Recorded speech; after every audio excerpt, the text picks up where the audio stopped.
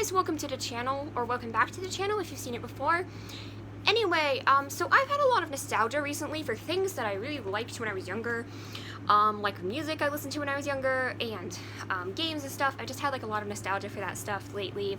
It's been a very nostalgic time, so this is something else that, you know, kind of revitalized my interest coming up, was with Marvel movies and the MCU, which of course, you guys, if you followed my channel for 2-3 years, ever since I made it, you know that I love the MCU. And when I joined YouTube, I was in my huge Marvel phase. I was obsessed with it, and I was still not over Infinity War when I joined YouTube. I have been a pretty big fan of Marvel MCU for a long time, and you know, my interests do tend to like fade over time. Like, I'll just not be interested, I know, for a while, but then, you know, usually when like a new movie comes out, I'm like, oh, that's cool, and I'm not really like obsessed. Like the last couple times, I wasn't like crazy obsessed for like the new movies or whatever. So I just want to say, before I get into this, there will be spoilers for Black Widow and for the MCU as a whole, because there's just too much that I want to talk about. And this is unscripted. This is just me rambling. I mean, all of my videos are unscripted, but like for those who don't watch my channel. Anyway, I just kind of want to ramble about my thoughts on the new Black Widow movie because I really loved it. But that's the first thing I will say. That is a spoiler-free impression that I just really fucking loved it. It's great stuff. So, for me, the MCU, I had not been like wildly impressed with the new movies. Like, I saw Infinity War, it broke me. I saw Ant-Man and the Wasp, that was a fun movie, and then I saw Endgame. And Endgame was great, obviously. Endgame was great, but it kind of felt like the end of an era. Like, I didn't feel desperate to like see the new movies or whatever. I saw Spider-Man Far From Home. I've never been a big fan of these Spider-Man Homecoming, Far From Home movies. They're funny, they're well made, of course. There are very few MCU movies that I would actively say I dislike or that are bad. For me, it's just Hulk, because I find it boring. Iron Man 2, because it's a hot mess. Age of Ultron is a hot mess. And there's a few that are like lower tier down there, but those are the only ones I really dislike. But here we are with Black Widow, finally. Now, I was all hyped for this movie back in like February, March of 2020 when we got a trailer or whatever. I was like, oh my god, it was supposed to come out in May of 2020, and obviously shit hit the fan. There was COVID. No movies were coming out for like a year. It was crazy. So anyway, so going back to the theater was an experience in and of itself, because I used to go to the movies several times a year, and actually have a really hard time. Like, I don't keep up on new releases when I'm not going to the theater, because my attention span and my autism, I cannot like pay attention to like a small screen like for that much time. With a theater, it's like you're in the dark, you have to like pay attention to it, and also you're not allowed to have like your phone out or anything, so it's just kind of how it is for me. It's really the only good way I can still watch like new movies. So, and also, this type of movie is something that has to be seen on big screen. I just want to say that right now. For those of you who are like, you know, hesitant to whatever, please go see this on big screen. Now, I understand if you're like immunocompromised, you can't get the vaccine or something, there are valid reasons why, you know, if you really can't see it on the big screen, watch it on the small screen, get it off Disney Plus, or just wait till it's available to rent, because it is genuinely a fantastic movie, and you should watch it regardless. But if you can, please watch this on a big screen, I swear to God. I've done a lot of videos in the past about the MCU, way back in my super cringy teen phase, but I'm here now, and I just want to say, giving my thoughts. I remember giving my like first impressions thoughts on Ant-Man and the Wasp, like when that movie came out, and I haven't really like talked about it very much. I didn't even talk about Endgame when it came out, just because my interest had kind of waned, and like I loved the movie, but I didn't really know like what to say about it. It was just kind of like the Endgame hype was all there, and even with movies, I've like wanted to talk about other movies that have come out, but I just didn't really have interest. So I went back to the theaters to see Wonder Woman 84. Because last movie I saw before everything shut down was Rise of Skywalker. It was the first couple months of the year, I just didn't really see anything, and then March happened and everything completely shut down. This year I decided to go back in. I saw Wonder Woman 84 was playing, and I waited a bit because we were in like pseudo lockdown for like Christmas time, but then like I saw it like a month after it came out, and I saw Wonder Woman 84. I was so excited to get back to the theaters. I liked Wonder Woman 84. A lot of people didn't. It wasn't as good as the first one, obviously, but I thought it was done pretty okay-ish. Like how they implemented Steve into it was done pretty okay-ish, and I did enjoy the movie. because I tend to, like, not have a high bar. I tend to just, like, shut up and enjoy things, and if I actually don't enjoy something, I will tell you, and I will tell you why. But I did enjoy Wonder Woman 84, and I saw, Raya and the Last Dragon, which is a pretty good movie as well. It's a good Disney movie. I did want to talk about that one when I saw it, but then I just kind of didn't. So, it's been a hot minute since I've talked about movies at all, like, in any capacity. So, for now, I just want to say that, Black Widow was really fucking amazing. Now, I've only seen it once in the theater. My opinion could change if I see it again. When I see it again, obviously, I'll see it again at some point, but my opinion could change. But I really liked it, and, I would consider this top tier. It's definitely top 10. I don't know if I'd say it's top 5 quite yet, but it's really good. And I would have to kind of watch the older movies in order to rank them. Like, Thor Ragnarok isn't my number 1 anymore. It was a movie that, like, got me through a hard time. It was pretty funny, but, I do like the movie still. But it was, like, my favorite MCU movie, which is not true anymore. For, like, top tier, I'd say, like, Endgame, Winter Soldier, the original Iron Man, and it's, like, Civil War particularly, and, this is, like, totally biased, but I love Guardians of the Galaxy 2 so much. I know everyone likes Guardians 1. I prefer Guardians 2 over 1. I've talked about why in the past. I'll definitely make more videos or maybe, like, re-reviews when I watch the movies back, because this is the first thing since, like, my initial Marvel phase died down, which has prompted me to want to rewatch the movies and most of them are on Disney Plus now, so I really have no excuse. I'm just like, this is what has prompted me to re-evaluate Marvel and get back into Marvel, because of how damn good this movie was and how much I loved it. So, I just want to say, on the scale of, like, the funny, lighthearted to the, like, darker movies, this is one of the darkest ones. It's not as dark as, like, Endgame and Infinity War, obviously. I think Infinity War was the darkest one. And I really wasn't prepared for that. I mean, it did fucking traumatize me when that's an exaggeration, but it did hit me very, very hard, and I was not over it. And I was also not really expecting it to be so, like, violent, kind of. And I'm noticing a trend where I feel like more PG-13 movies are letting in more, like, adult element, or, like, violence into the movies. They're very intense, they're very graphic. They're not, like, it's not, like, graphic, like, gory, oh, there's blood and shit, but it's just a lot of, like, fight scenes, a lot of shit like that. That is in more of the PG-13 movies. I remember when I saw Alita Battle Angel, that movie, it was good, but that movie had so much, like, violence, and it was, like, against cyborgs, but it, like, wasn't, they weren't humans, so it wasn't, like, real blood or anything, so it got with the PG-13 rating. But I guess I'm saying is, like, me as a 15-year-old thought Infinity War was, like, really upsetting, and I think a lot of people generally find those movies to be, oh, they're like, oh, PG-13, I can take my 13-year-old, they can take the 12-year-old to it. I don't really understand how, like, Force Awakens, outside of the one scene, which I won't talk about here because this isn't Star Wars spoilers to account, but, like, outside of the one scene, it's really not that bad. So I'd say I would let a 10 or 11-year-old see that. But then you've got shit like Alita Battle Angel and Infinity War, which I would not say you should see until you're, like, 15 or 16. So I almost wish there was, like, a different, I almost wish the ratings went, like,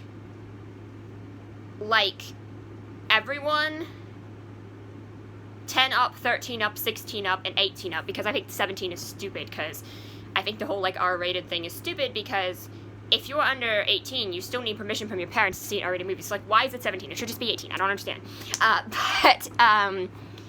Because, I mean, people under 17 can go see R-rated movies with their parents anyway, so it's just, like, I don't understand, like, if you need parental permission anyway, then what's the point? Like, just make it 18. You need to be 18 to see the movie by yourself. It's, I don't understand. But anyways, I am, you know, again, I've been a huge MCU fan, and the last couple movies, besides the Infinity movies, were, like, very kind of lighthearted. You got Ant-Man and the Wasp, and you got, like, Spider-Man. Not bad stuff at all. But I want to say that generally I am kind of into darker stuff, and I've been frustrated because what I've seen of the DCEU, besides the Wonder Woman movies, which I liked, I tried to watch Suicide Squad. I did finish it. It was so boring and confusing. And the only thing I liked about Suicide Squad, besides the soundtrack, was the, like, general art direction, and I mean, like, the actual, like, the way the film looked. I'm not talking about any of the writing or any of that. Like, the way the film looked. Now, I know James Gunn's Suicide Squad is coming out really soon, and I am interested in that because James Gunn will make it funny. Because I said I am a big Guardians fan, so obviously I am interested in that. But I did not see Aquaman. I didn't see like all of the. Also, I don't know if I ever will see Aquaman, to be honest, because of Amber Heard. But I've watched a lot of like movies. I really didn't like Justice League. I never saw Batman v Superman. Like, I saw Suicide Squad and I saw Wonder Woman and then I saw Justice League and I was like, Justice League, I don't know. It's like if they made the Avengers after the first Iron Man and the Hulk movie, and then they just made the Avengers. I don't know, like, there's not enough setup, and I did not like Justice League. Except for the Blackpink reference. That was good. But I did not like Justice League. So, yeah. I kind of, like, hoped I would, and I just didn't. And I felt like all those movies just kind of fell flat for me.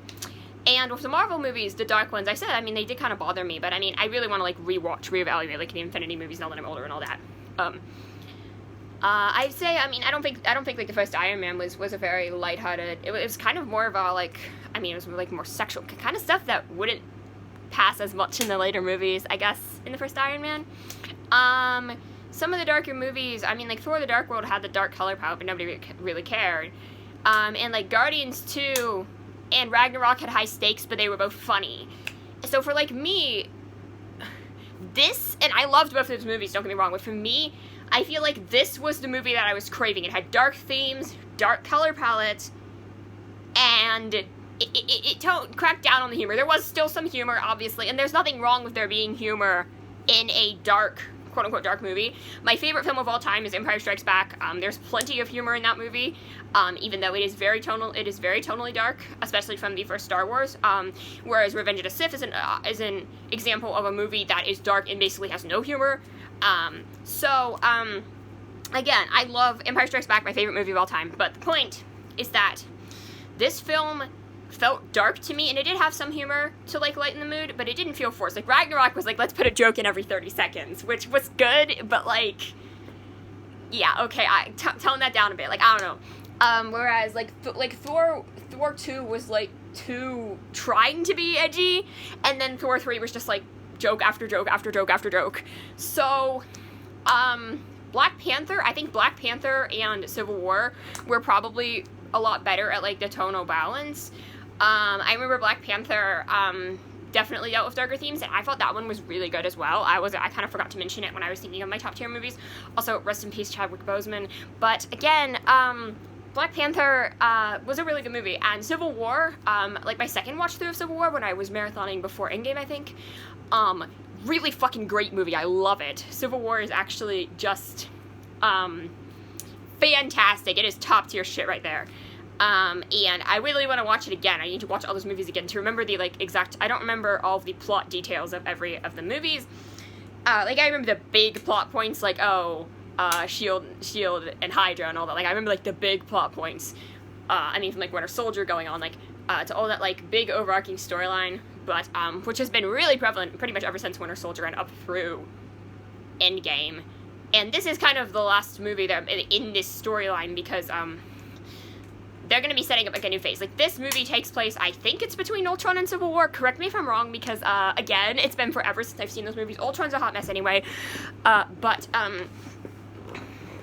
This is a story that's made to, like, fill in the gaps. It's not chronologically following Endgame because, again, spoilers for the entire MCU, but I mean, Natasha dies in Endgame, because she and Hawkeye, Clint, are at the cliff, and to get the Soul Stone, one of them has to sacrifice themselves. And they, like, debate over it, and she sacrifices herself. And,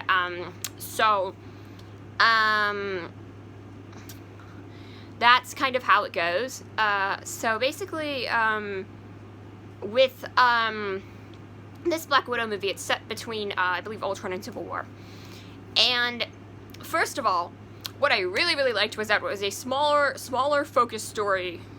It really only had, like, I'd say, like, probably, like, 6 main characters that I can think of, which was, you know, Natasha, her sister Elena, and her quote-unquote parents, Melina and, Alexei, and, the, bad guy, Dreykov, and this other, the person who was his daughter, who was, like, the crazy, like, daughter droid, that's what my dad called it, but, that was really, like, the only, like, main characters you had to follow, so it wasn't, like, Infinity War, where there was, like, way too fucking many characters. Even Civil War had, like, a lot of characters that just felt like they were kind of shoehorned.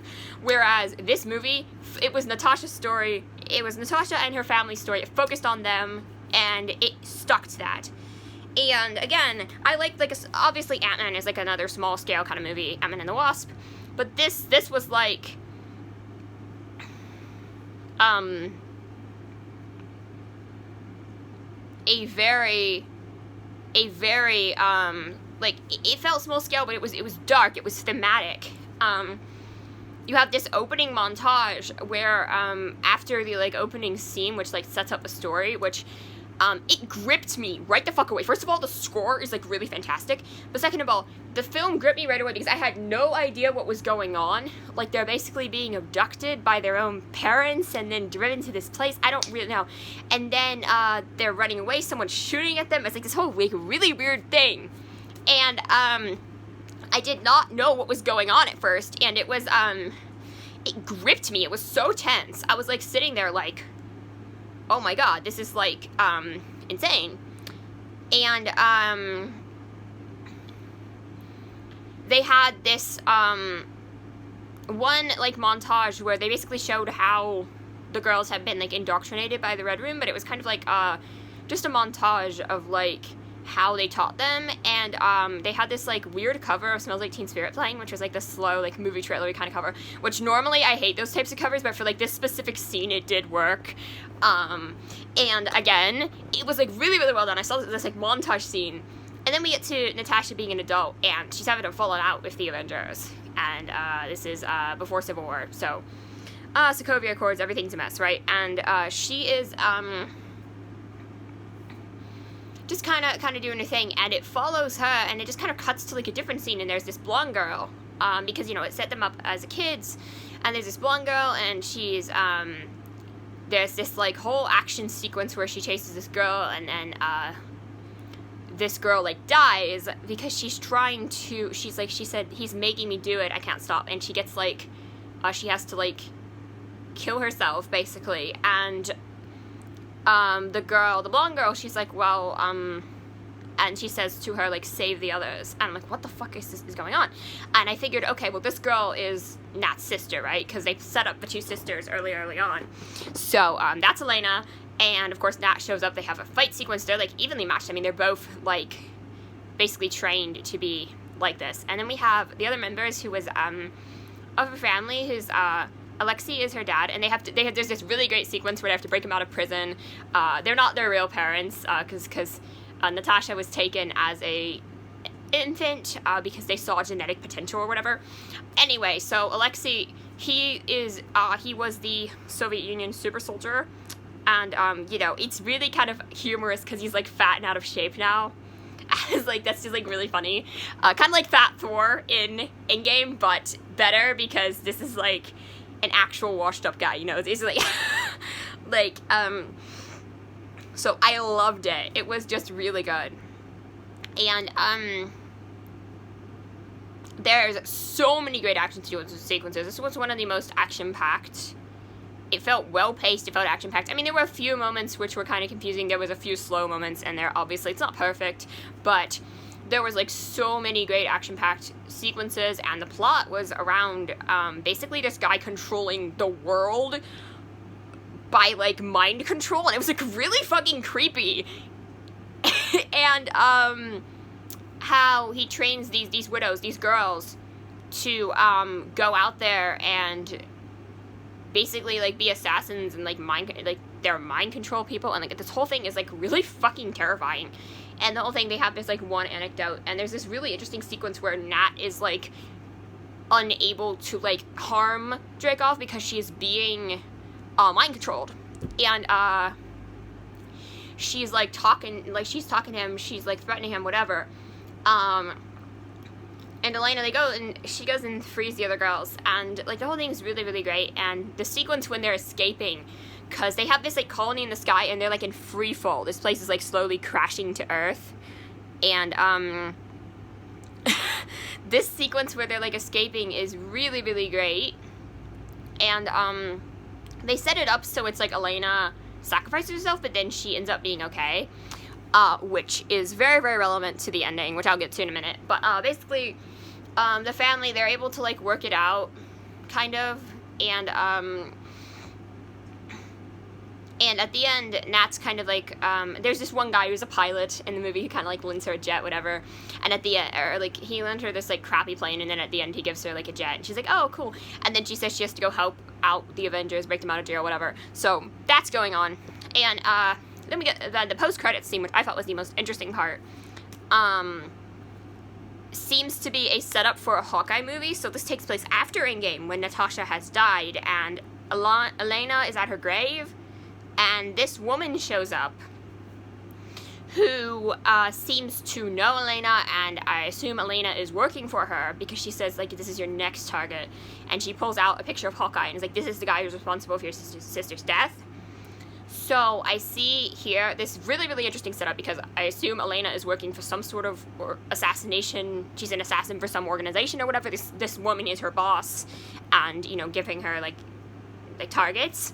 And Elena now thinks that Hawkeye is the bad guy, because he was the only one there when Natasha died, so they don't know like the context of like what happened. And so, in my opinion, this is a setup for a Hawkeye movie, where Elena will be the antagonist. We know she's an evil, but she will, you know, not understand, like, what's going on, and that's gonna be a lot of, like, if Clint tries to explain to her, is she going to believe him, or maybe there's, like, a more nuanced thing going on there, what's the organization she's working with, who is this woman? Are they trying to kill the Avengers? Like, what's going on here? It's just, there's, like, this setup, and I was like, that is one of the best post-credits setups. Like, I saw the scene, and I was like, oh, that's sweet at first, when it was just, like, her at the grave, whatever. I was like, that's sweet. And then it sets up this whole thing, and I'm like, whoa, whoa, whoa, whoa. Like, no way, dude. So, that was, genuinely one of the coolest ways to end it. I was like, whoa! And I can say that for me, like, Captain Marvel was pretty underwhelming. I kind of even forgot that movie came out, like, honestly. And it wasn't bad, I did like it, but, this can definitely replace Captain Marvel as the definitive woman-led MCU film, for sure. And, it is really, really fantastic. Like I said, top tier for me. It may be top 5. It was genuinely, a really, really great one. I loved the Darker Town for Marvel, and I was kind of like, DC, this is how you do it. And, like, the other films had high stakes, but they were, like, funny and, like, colorful and all that, but this was, like, dark as shit. The only film which I'd say would be darker, really, is, like, Infinity War, again, and I guess Endgame, but, yeah, so, this one was really fucking great. I loved it, and, I think, honestly, it revitalized my interest in the MCU, so I am so hyped to see whatever movie's coming out. There's, Shang-Chi coming out soon, and that looks really good as well. I saw the trailer in the theater when I was going to see Black Widow, so, honestly, like, I'm so hyped, honestly. And whenever Guardians 3 comes out, we still have a lot of movies. There's a Thor movie, there's, like, all this stuff coming out, and I'm honestly really, really excited.